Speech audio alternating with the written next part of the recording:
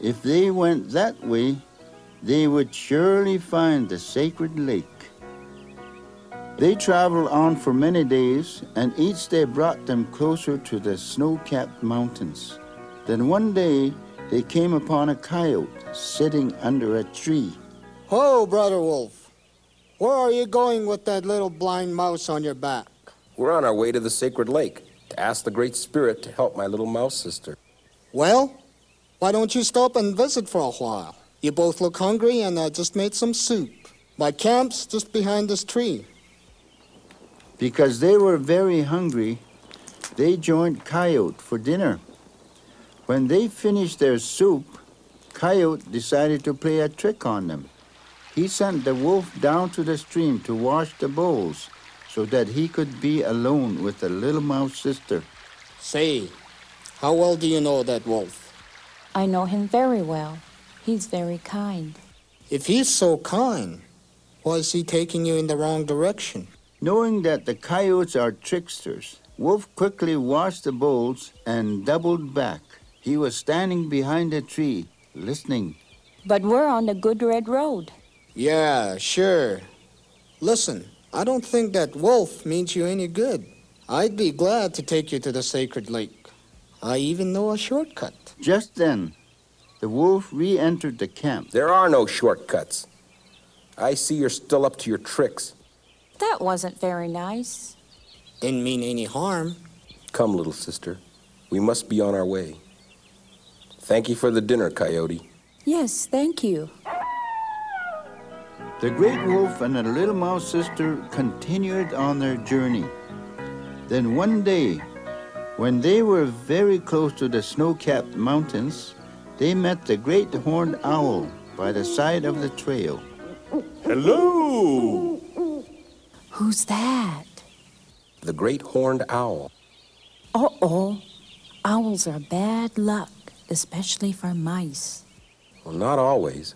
Some people say they're very wise. They're supposed to know just about everything. Yes, that's very true. I can see that you're a very intelligent wolf. As for your little mouse friend, tell her not to worry. I gave up hunting a long time ago. And anyway, I've just eaten. Where are you headed? We're searching for the sacred lake. Sacred lake? Sacred lake? If you're talking about that big pond some folks call Sacred Lake, it's just up the mountain, there a ways. Have you seen it? Of course I've seen it. Do you think I'm blind? Why in the world would you want to go there? We've been following the good red road on our way to the sacred lake to ask the Great Spirit to help my little mouse sister. You see, she is blind. Well, of course she is. Good red road, eh?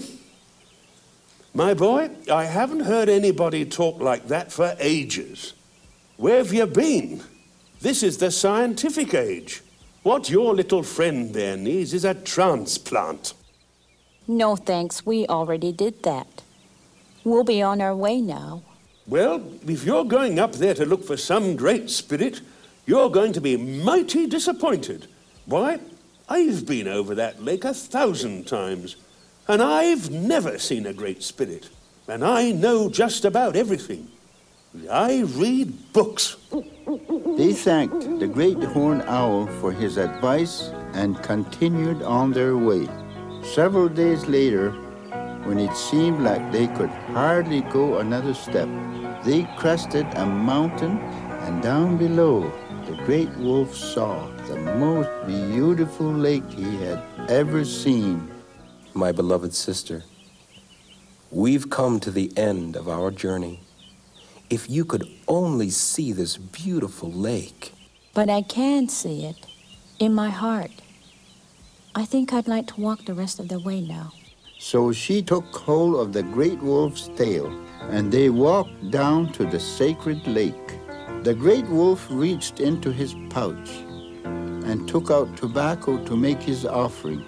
first to Father Sky, in honor of the Great Spirit and all of the old people that had gone to the spirit world. Then to the west, from where comes thunder and lightning, and asked those powers to help his sister. He then turned to the north, from where comes the white snow, and called those powers to help her. Then to the east, from where comes the red sunrise, and called upon the powers of the new mornings. Then to the south, from where new life comes, and called upon those powers.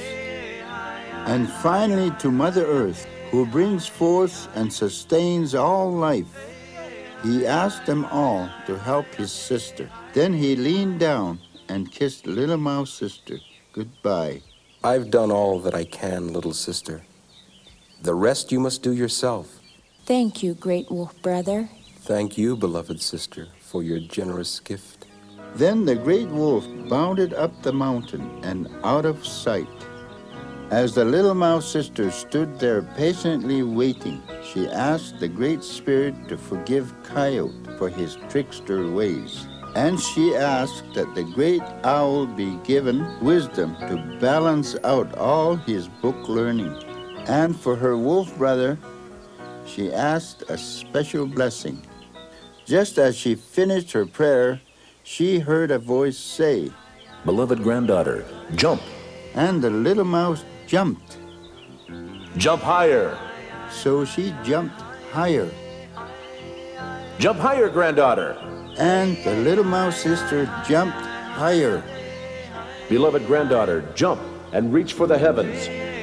Suddenly she felt herself soaring above the earth. The voice said, Sacred One, open your eyes. When she opened her eyes, she found that she had become the mighty eagle, and she screeched in happiness. Granddaughter, because you've been so kind and have shared the best you had to help another find life and understanding, from now on and forevermore, you shall be the sacred eagle. Little Mouse Sister had become the mighty eagle, eagle of love, understanding, and compassion.